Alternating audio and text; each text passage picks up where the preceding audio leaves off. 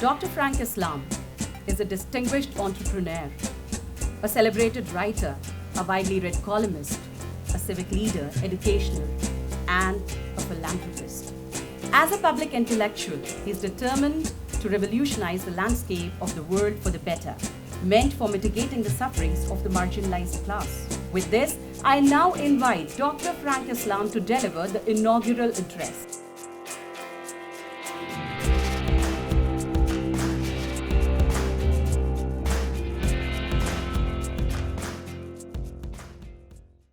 Ladies and gentlemen, my deep appreciation for your warm welcome and thank you for your hospitality.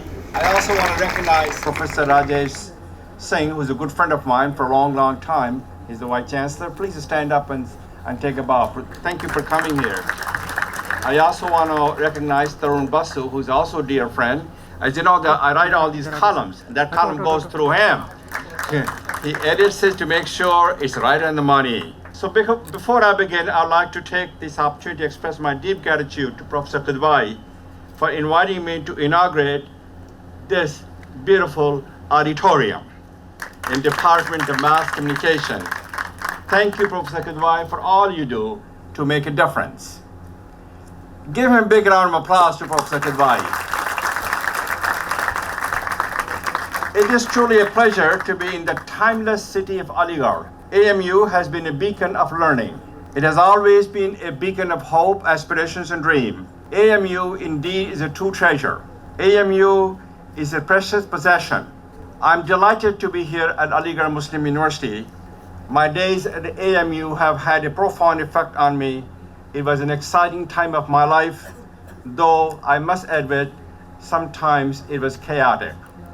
But nevertheless, it was filled with warmth, with the charms, cheers, changes, and challenges. AMU shaped my story. This is where my journey began. It determined my destiny. AMU is still core values that have served me in good stead throughout my adult life, and these values continue to be my guiding principles. Before I begin, I'd like to take this opportunity to thank several individuals who have worked diligently to make this dream come true. I want to thank the Vice Chancellor for his vision and the kind of Aligarh we can build together. He represents the best of humanity. He's the artery of our heart. He inspired all of us to do well, but to do good.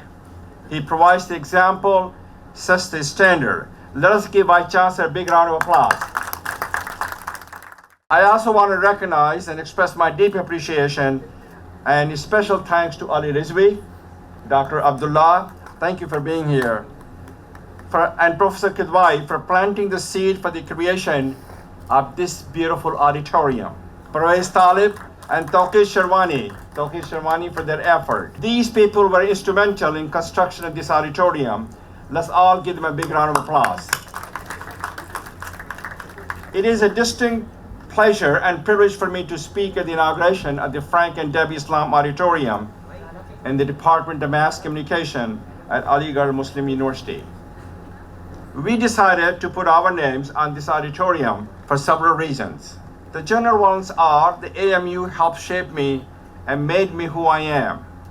The Department of Mass Communication at Aligarh Muslim University ranks as one of the premier institutions of its type in India.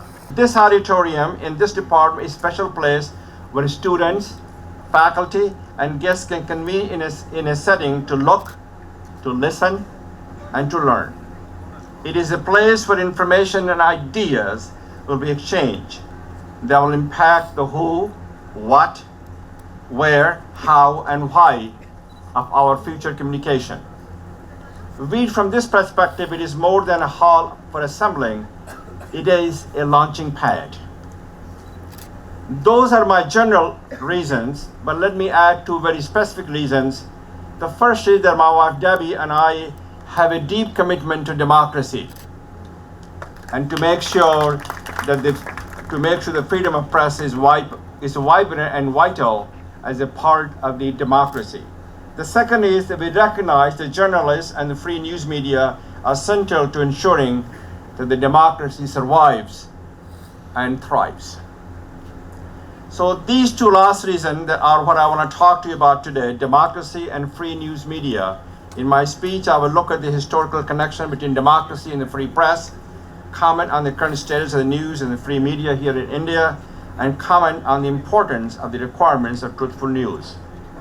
Finally, in my closing thoughts, I will share my connection to and involvement with the free press. Let me begin by observing that I am an Indian American. The United States of America is my homeland, but India is my motherland. I'm doubly blessed by having had the privilege of living in the two largest democracies in the world. Active and engaged citizenship is essential to keeping those democracies vibrant and vital and exemplar for democracy worldwide. One of those democracies, the United States, came into being part because of the free press. The other, India, has had the reputation of having the most vibrant and free press in the developing world. I went to the United States from India to go to school to study computer science at the University of Colorado at Boulder. There are many things that amazed me in my early days in the United States. But one of the things that truly struck me out was the freedom of the press. The journalists and reporters' ability to listen, to watch, to observe, to investigate, and to write about anything was a wonderment to me.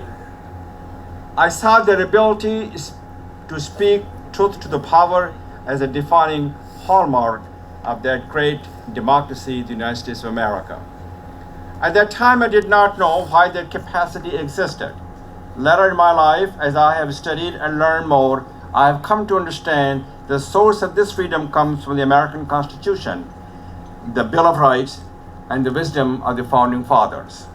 Thomas Jefferson, who was the founding father and the third president of the United States of America, in 1787, the year the Constitution was adopted in Philadelphia, Jefferson wrote, and I quote, "The basis of our government being the opinion of the people, the very first object should be to keep that right, and were it to left me to decide whether we should have a government without a newspaper or newspaper without a government, I should say I would not hesitate a moment to prefer the latter." End of quotation.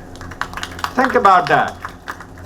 Jefferson elevated the need for the press above the need for the government. His opinion was not atypical at the time the Constitution was adopted or drafted. Many citizens feared that the Constitution gave too much power to the central government and might lead to tyrannical rule, so they demanded the addition of the Bill of Rights in order to get the Constitution ratified by the states. James Madison, another founding father, adopted the Bill of Rights, which contains 10 amendments. The first amendment of that Bill of Rights reads as follows: Congress shall make no law respecting establishment of religion, or prohibiting the free exercise thereof, or abridging the freedom of speech, or of the press, or the right of the people to assemble and to petition the government for a redress of grievances. What makes this statement unique as it relates to the freedom of press is that it is an unqualified right in the United States of America that Congress shall make no law abridging freedom of speech of the press. This explains why the press and the media in the United States has such a powerful platform upon which to stand. The platform for the press here in India is not nearly that strong. One of the reasons for this is that the Constitution of India makes no reference to freedom of the press. The Article 19 of the Indian Constitution, as interpreted by the Supreme Court of India, as Tarun Basu made sure that he edits my comment, and that is the comment he gave me. It was interpreted by the Supreme Court of India, does guarantee the right to the freedom of speech and expression. There is a general consensus that this article includes freedom of press. Even though there was no specific provision for it in the Constitution of India, from the time of India's establishment as a freestanding nation in 1947, the free press has grown substantially and contributed significantly to the evolution of the Indian democracy. Sadly, in recent times, the freedom of India's free press, or I should say free news media, to update that term to the 21st century has been threatened. In 2018, 6 journalists were killed in India, placing it fifth on the list of the countries in the world where journalists have been murdered. In September of 2017, well-known journalist and activist Gauri Lankesh and television reporter Santana Bhowmik were killed in separate incidents. Given these incidents and numerous more over the past few years, it is understandable why the Freedom House, an organization that evaluates country in terms of their freedom of press, rated India's status as partially free in 2017, giving it a score of 43 on a scale of from 0 to 100. Those rankings for India are going in the wrong way and are discouraging. Nonetheless, I know that all of you in this audience who are involved with the journalistic and communication professions understand that the need is to persist and to carry on. Because if you do not, the Indian democracy will crumble. The essential requirement in this era of acquisition of fake news thrown at the authentic free news media and the dissemination of the much fake news by those with motives is for those of you in the business and preparing to be part of the business to continue to produce truthful news. Truthful news stands in stark contrast to the fake news. Truthful news is the fact-based, authentic, and accurate. There are sometimes errors in the truthful news, but they are not in it by design. They are honest mistakes or misstatements. They are misinformation, not disinformation. Truthful news is produced by journalists and others who adhere to a set of ethical standards. According to Professor Michael Shustin of Columbia University, there are 6 key functions that journalism and the news plays to a greater or lesser degree for citizens in a democratic society. Information provided fairly and fully, investigation into concentrated sources of power, analysis, furnishing in-depth and coherent frameworks to help explain complex topics or issues, social empathy, describing the conditions and the situation of others in society and the world, especially the disadvantaged. Public forum, being a centralized communication vehicle for dialogue, debate, and discourse on issues and matters of importance. Mobilization, advocating for particular positions, programs, or actions. Fake news and truthful news can make a tremendous difference in a democracy. Truthful news has the potential to bring us closer together and to facilitate collaborations in problem solving, community building, and pursuit of the common good. And the fake news can highlight our differences, widen the gap between us as a citizen, and reinforce polarization and partisanship. The free news media must be the purveyor of and the promotion of truthful news. In 2009, the Knight Commission produced a report titled Informing Communities Sustaining Democracy in the Digital Age. That report focused on these 3 objectives. Number 1, maximize the availability of the relevant and credible information for all citizens and their communities. Strengthen the capacity of individuals to engage with information and promote individual engagement with information and the public life of the community. Those of you in this auditorium have the competence and the capacity and the capability to adopt and pursue them in playing your role and making your contributions to advancing and enhancing this Indian democracy. The Indian democracy is not perfect, far from it, but India's democracy shines as a beacon of light in a world that is increasingly becoming darker. India has the potential to become a champion democracy around the globe. If it realizes that potential, it will bring about a new dawn for the democracy in the 21st century. In this final section of my talk, I want to say that even though I'm not part of the free press or the free news media, I stand staunchly for the free press and those journalists and others involved with it here in India. I want to assure you those are not just idle words. I put my money where my mouth is. That is why my wife and I have provided financial support for the naming of this auditorium, because we believe in the freedom of press and the democracy. It is also why we have sponsored fellowship through the Alfred Friendly Press Partners affiliated with the University of Missouri at the School of Journalism to bring deserving journalists from India to the United States for their classroom education and to work in an American newsroom. Our first fellow was Smita Rajan, who was an assistant editor with the DNA Divya Bhaskar in Gujarat when she accepted her fellowship. Our second fellow was Ghulam Jalani. Is he here in the audience? He was your student, Professor Kadwai.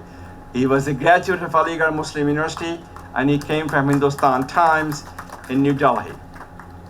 We will continue to fund fellowship on these programs as we move forward because of a simple reason. In a free society, the free press matters. It really matters. During my talk, I have placed a strong emphasis on the free press. That's because that without them, there can be no real democracy.